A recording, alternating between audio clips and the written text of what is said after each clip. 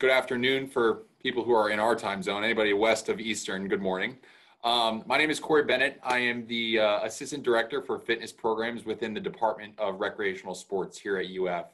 I want to welcome you to this presentation. This has been a very common topic in my specific practice these past couple of months because I'm planning to present at different conferences to share the world different concepts of how to address your posture. And the title of this presentation is called Liberate Your Posture.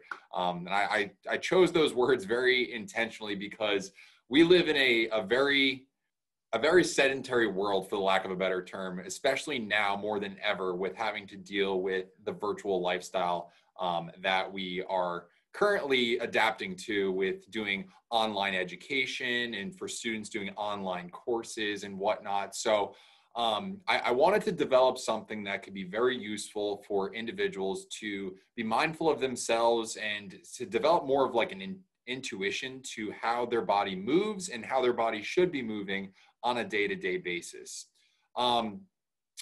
In my programs, I supervise the personal training program and massage therapy program, along with a other host of different areas at Rec Sports. And one of the common areas that we see with people that come to visit us is we see movement compensations related to muscular imbalances. And I'm going to try my best to not throw too much science at you, but if there's any anatomy or physiology buffs in the room, you may get what I'm saying in certain areas, and I'll try to elaborate in others.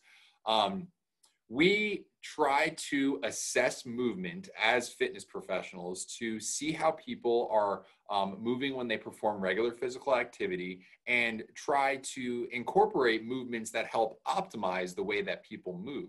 So one of the things I'm going to give you today are a couple different tips for how we can do this ourselves without the need of professional help.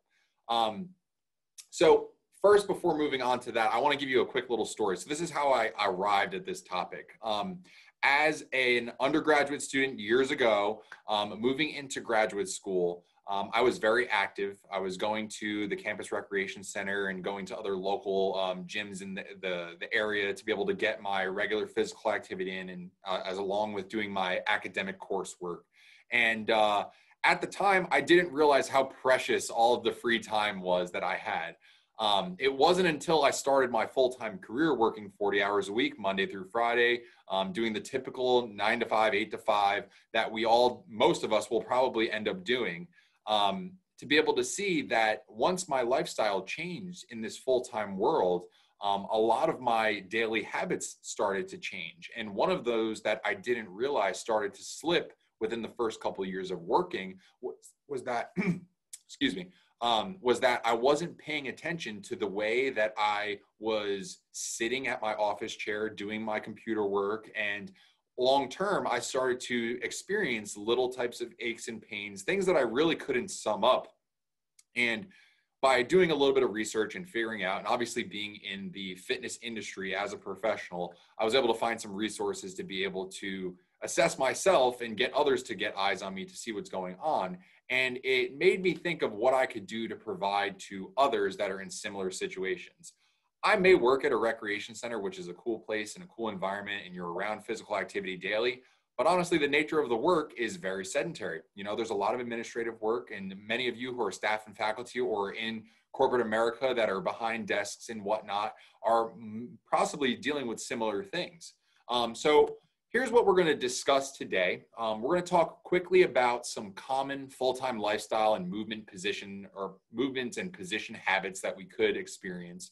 We're going to define what exactly posture is, and then talk a little bit more about what optimal posture and poor postural control is, so that you can understand what's actually going on with your body if you're dealing with any of these things. We're going to identify some common postural compensations for the average desk worker. And then I'm going to teach you some easy micro activity breaks that will get you up out of your chair and moving around. So there is an active portion to today's session. So make sure that you have some space nearby so that you can get down and moving. You don't need any special equipment. It's just you and your own body, okay? So moving forward, let's talk about some common full-time challenges that we might deal with. So number one, the most common, seated for long periods of time, okay? So we're in these positions where we're flexed at the hip, we have our knees bent, we may be hunched over a computer, or we may be sitting upright and appropriately when it comes to regular posture. But when we do this for long periods of time, our body starts to adapt. We are creatures of habit, right? So we start to develop different types of passive shortening of muscles and active lengthening of muscles that actually end up causing these movement compensations that you are going to learn in the next couple of slides, okay? The next thing on here is the usage of computers or smart devices that allow us to adopt these awkward positions. So ask yourself, if you use a computer very often, how often do you catch yourself leaning back in your chair with your head bent down towards your chest and kind of just glazing off onto the screen to get your work done, just because that's the position that's comfortable? Our body does this really weird thing called adapting to the path of least resistance. And when we find a position that seems to be relatively comfortable but not actually beneficial, our body tends to drift towards that a little bit more frequently than the proper positions that will help you long term as we start to get older. Something like this could be considered Tex Neck. Think about you holding your phone in your hand and being flexed at the neck, looking down at that for excessive periods throughout the day. This is something that's very common nowadays. Now smart technology and phones are so regular to our culture, right? The last thing on here is work environments with low or even no physical activity involved. So this may be you, this may not be you, but if it is you, then you know it, because this is the type of job where you're going to be sitting for long periods of time. It may not require any type of lifting or bending movements of the sort. We're thinking outside of labor work here. We're thinking more administrative work, management, things along those lines that might fall into that category. So the last thing on here is a prompt for you. Think about what type of challenges you might experience in your work life or even in your personal life that might expand on this list, okay? Because you might not be the average desk worker, for the lack of a better term.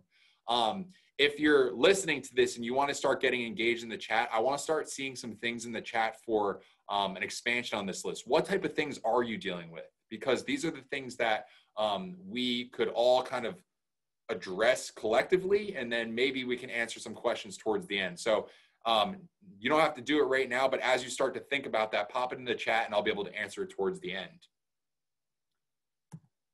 So before we move on for the movement compensations, let's talk about what is bad posture, okay? So what people would normally describe as bad posture is typically the result of poor postural control.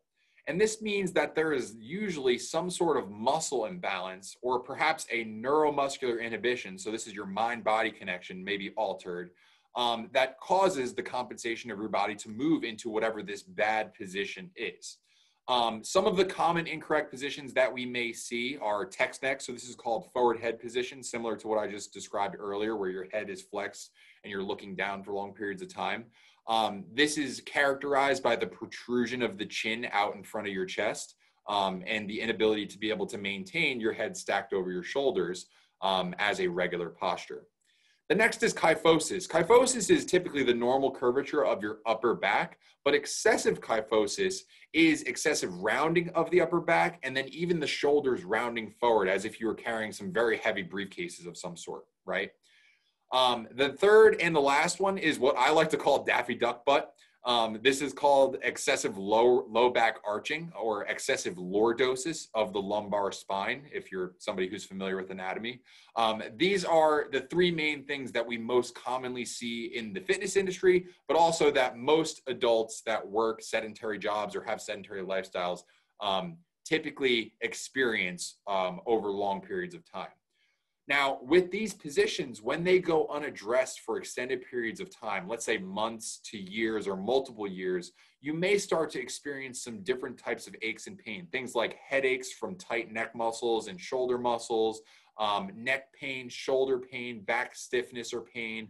And fortunately, these conditions or these things that we are experiencing can be corrected by just monitoring how our position is and then also applying some sort of external movement. And what we're going to show you today are some simple exercises that you can do daily when you start to feel like you're out of alignment, okay? So To get to the root of talking about what today's thing is all about, let's discuss what exactly posture is. So it's the position of the person, of your body in space, and the alignment of your body's parts in relation to one another and the environment at one point in time, okay? So what your posture is when you're sitting may be entirely different than what your posture is when you're standing or lying down. And if we can get all three correct, then we're trying to encompass a good posture on a day-to-day basis. Correct posture means a good balance of musculoskeletal state, or a good muscular balance of the muscles that surround your joints and the supporting structures of your body that help prevent damage or progressive deformation in all the positions that include standing, lying down, and sitting. Okay, so those are the three things that we're kind of going to revolve around today, mostly the seated position. Okay, so let's talk further about what posture is doing and how it can be a real pain in the neck.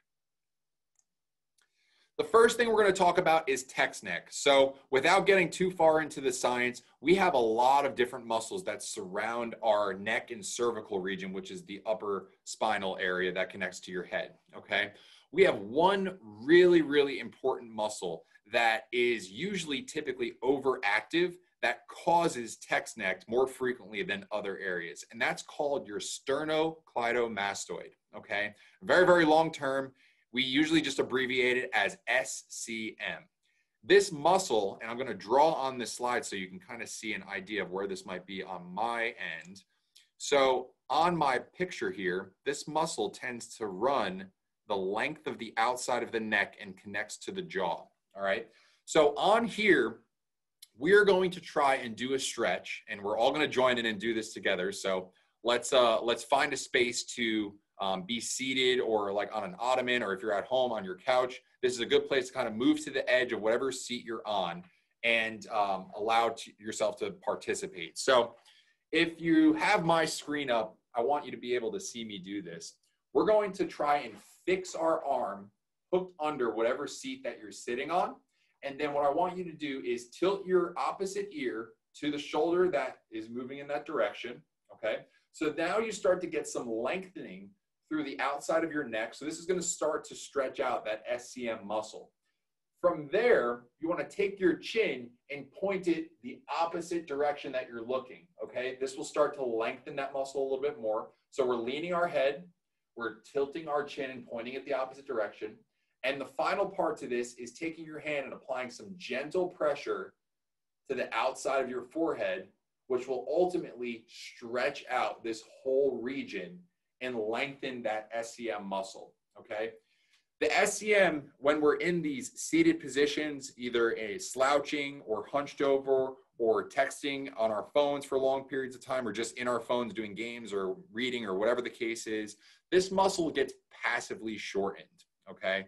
And what we're trying to do with this particular movement is lengthen that muscle out so that we can then tuck our chin back and resume our optimal posture for that. So if you look at the picture, based on what's going on here, the front side of the SCM is pulling downwards and everything else is being strained on the back side here. All right, so that muscle, when we have it overactive and it's shortened and we're not able to maintain a good posture, because it's shortened, it actually puts additional strain on some really important muscles that are on the posterior side of our neck that uphold our skull and our head over top, okay? And as you can see on the left side of that diagram, having a good posture with your head over your shoulders won't put any additional stress on that region, which will likely mean you won't get many headaches, you probably won't have any neck stiffness or tightness, and you could probably avoid any types of other aches and pains from occurring. Okay, so that's going to address mostly the Tex Neck position. So one simple move, the side lateral stretch to your neck muscle here, and always be gentle when you're applying pressure with your hand. That's going to be another key point too, is you don't want to put too much because those muscles can be easily strained just from external pressure. Moving forward, let's talk about upper body stiffness and then also rounded shoulders. So this is going to require us to get down on the ground. So bear with me as we do this. I'm going to move my office around a little bit so you can see that this is done from an office space. so that we can all participate. So I'm going to angle my screen to the ground a little bit so you can see what's going on here. I don't have a lot of room, obviously, but we're going to be from a quadruped position, which is considered all fours, okay? From there, we want to drop down to our elbows, and we're going to take one of our arms and pull it back and rotate and look over our shoulders, okay? From here, this is going to allow your body to rotate and stretch out muscles that surround our torso. So commonly when we're in these rounded positions and we're over a desk, or that's obviously very exaggerated, but when your body starts to take form to that position, all of these muscles on the front side of the body tend to get shortened and they're used to that position. So by doing this rotation where we look over our shoulder and pull our arm backwards from all fours, that's where we'll be able to lengthen and stretch those muscles out. So let's do this together. We're going to do about 5 repetitions of this. So from the elbows, let's pull up and then bring it back down. So we're going to do this 5 times. We're pulling up, back down. That's number 2. Up, back down. Number 3. And we'll do 2 more. 4, and then 5. So let's go to the other side now. So I'm obviously going to be facing away from you, so I'll count it out, but we're going to go together. We're from the elbow, pulling up, back down, up, back down, up, back down. Let's get one more. Up and back down. Good. So this is a move that we can do from just about anywhere in your workspace. So hopefully you have enough desk space or open space around your desk area or work area that you can be able to get down on the ground and do this, because that would be typically the recommendation that I would put for doing this type of movement. So if you were to do about 5 repetitions, maybe 3 to 4 times on each side, you'll probably start to feel a little bit more mobility and freedom of movement in your upper torso, okay? I saw a question in the chat real quickly that talked about how many minutes do you recommend for the Tex Neck exercise. I think the best way to approach this is to have a timer, whether it's on your phone or on your watch, and you probably want to do a stretch on both sides of the neck for about 60 to 90 seconds for about 2 to 3 times per side. It may take a little bit longer for you to get used to this optimal position, but if you're somebody who feels like you have one of these compensations, the more frequently you do these exercises, the better. I wouldn't typically recommend every single day of the week, but if you want to incorporate this in with like a regular exercise routine, or maybe something that you do just at home when you're relaxing and kind of winding down for the day, this would be a good place to kind of incorporate that. Something that I typically recommend to any clients that we work with is that they do this as something that they do to wake up their body in the morning. So before work, it's always a good idea to do some level of physical activity. At Rec Sports, we would call this a spark activity, where it gets your body temperature and your heart rate up so that you can become more alert and active for the day. So we really try to incorporate some level of physical activity early in the day before we get going with whatever our knowledge work is that we're working on that day. Okay. I see a couple things in the chat here too about emailing the exercise chart and pictures. We'll definitely be able to share this presentation afterwards. And I have some other resources that I could share too. That would be really beneficial for everybody to have, but this is good. Awesome. We have one more here, and this one is probably my favorite of all time. So this is addressing the Daffy Duck butt. Okay. So this is to counter long durations of being seated. Okay. So in this position, we're going to be in a half kneeling spot. So I'll do this in a second, but I want to show you something first. In Daffy Duck butt, or what's called excessive lordosis, we have what's called an anterior pelvic tilt. So if you see on the diagram, there is a wheel that is pointing forward, and this is basically describing our hips. So this region right here is our hip flexors and our rectus femoris, which is one of our quad muscles, okay? These muscles get very shortened and overactive when we sit for long periods of time. And then when we stand, we might feel aches in our lower back, and you might be asking yourself, why is that? It's actually because these muscles feed through the pelvis and connect up here at your lumbar spine. So any overactivity of those muscles might be pulling on that lumbar region, which cause these little aches and pains from happening, okay? The other piece to this is that when we do this movement, we'll be able to see kind of where we need the most work on. So let's try and get into a position. And I see there's one on here. There's a question. Is there any variations for people that have knee issues? We'll talk through that in a couple seconds. Let me get in this position first. So I have a wonderful Gatorade towel here. Go Gators. We're going to use this as our pad for the knees because obviously I don't expect you to have any type of fitness pad like I have in the picture. But we're going to be in a half kneeling position like so. And if you have something that's very thick, like a pillow or a balled up sweatshirt or sweater, or maybe even a rolled up towel like I have, this will be the best for protecting the knee from any type of uncomfort from putting pressure on it. If you have any type of knee issues that just come from putting pressure on it, we'll give you one more alteration once we go through this one first. So bear with me one moment. So this half kneeling position, we're going to pretend like we're doing a lunging stretch. So we're going to lock the hips out going forward.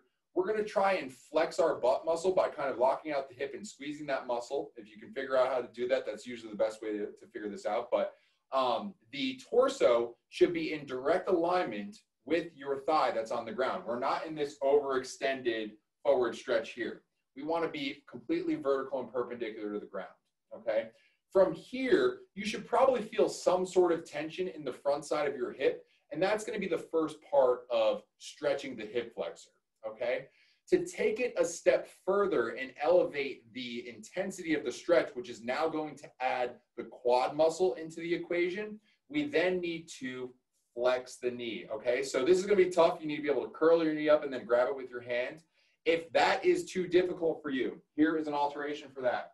Using a chair or any type of couch that you have nearby, you can use an elevated surface to get your leg up in this position so that you don't have to worry about holding your hand, okay? So different from what the picture shows, and it gives you some time to be able to focus on that area. So by doing this, we can then keep our hips locked out, and this is what we're holding for that 60 to 90 second time period to be able to get a good lengthening of these hip flexor muscles.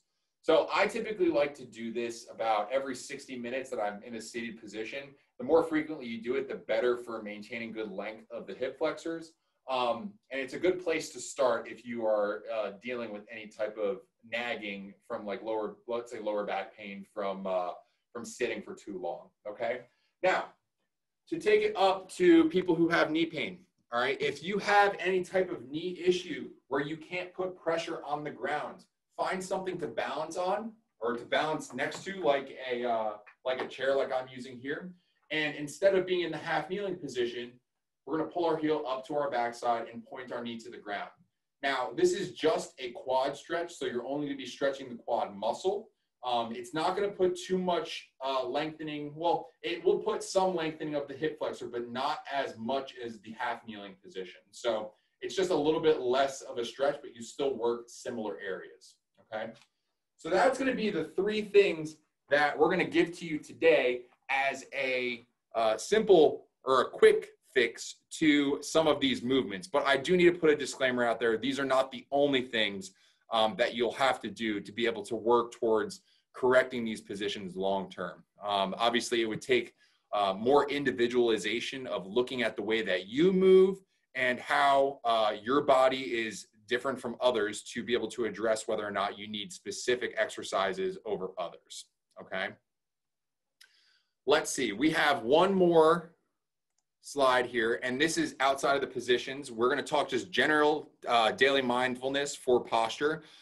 So one of the things that comes from doing often desk work is the fact that there is now what's called ergonomic office equipment that's available. So ergonomic chairs that will put you in better positions, stand-up desks, foot risers that help you with the position of your feet when you're sitting, things that will help make the office experience a little more to your movement.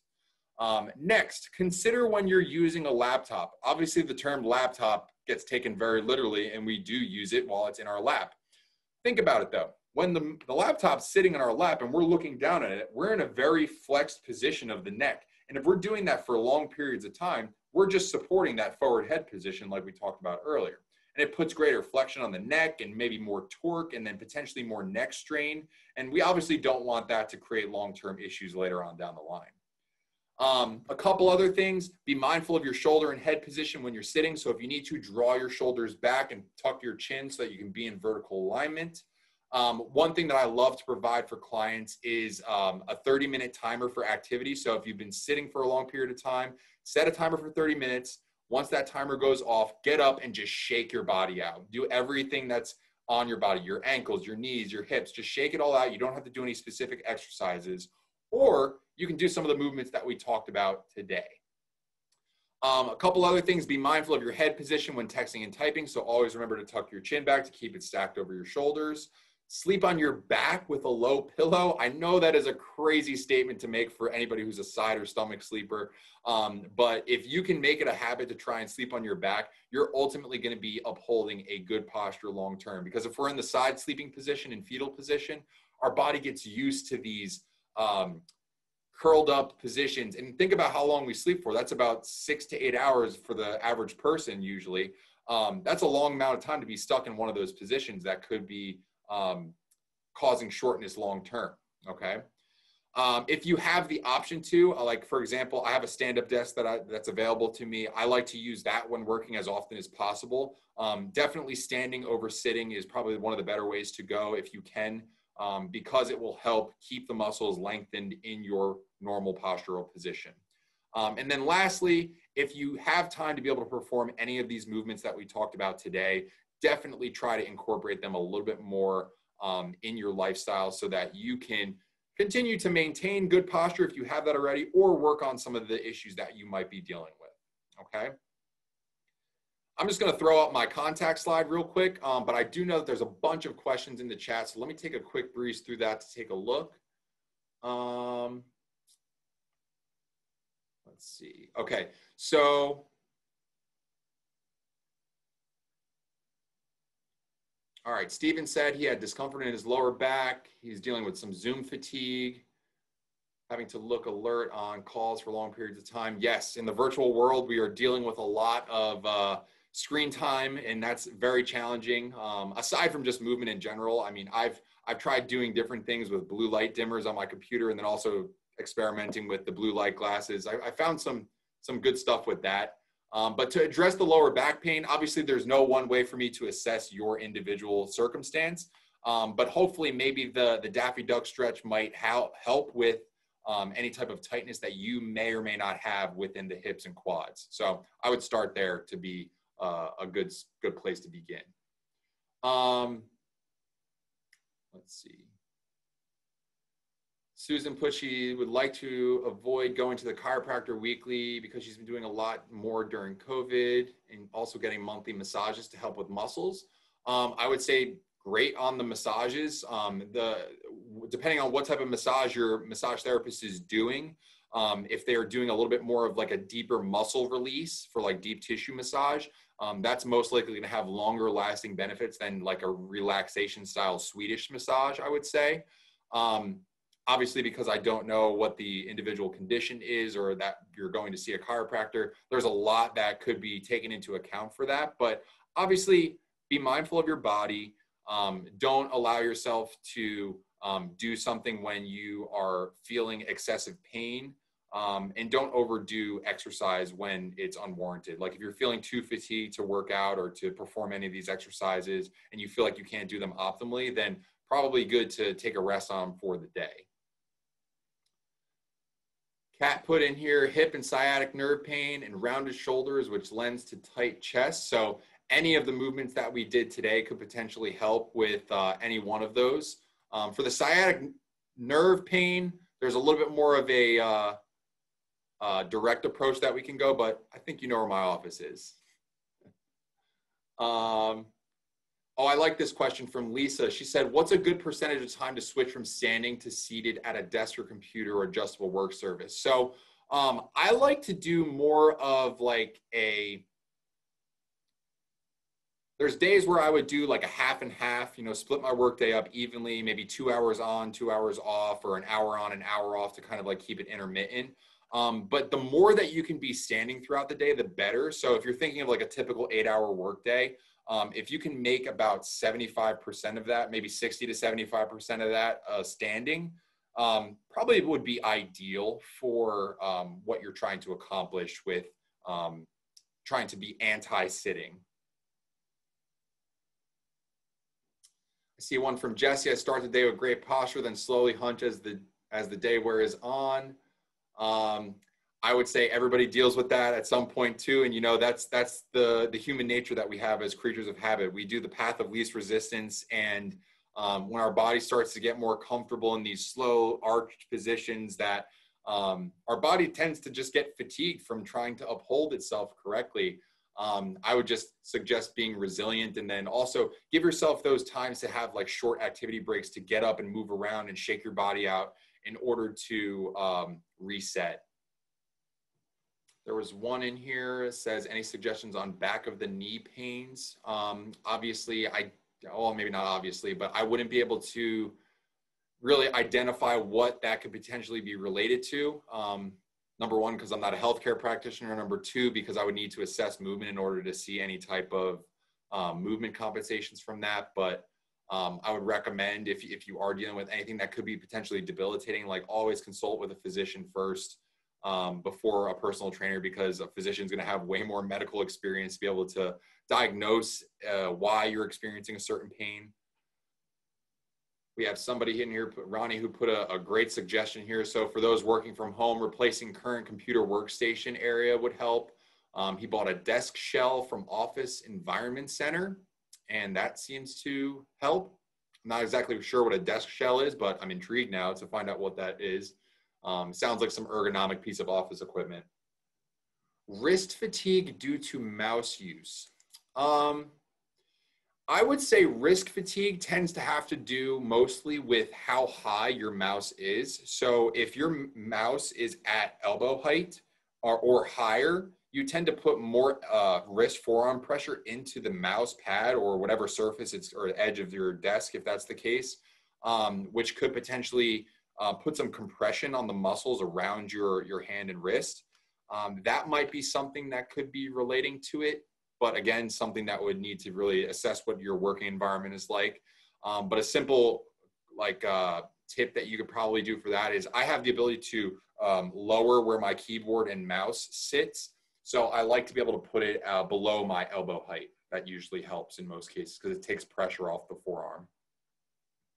And then I saw a question from Somerville. I can answer that outside of this, since that's related to like a Rec Sports membership question. Unless Heather has an answer for that.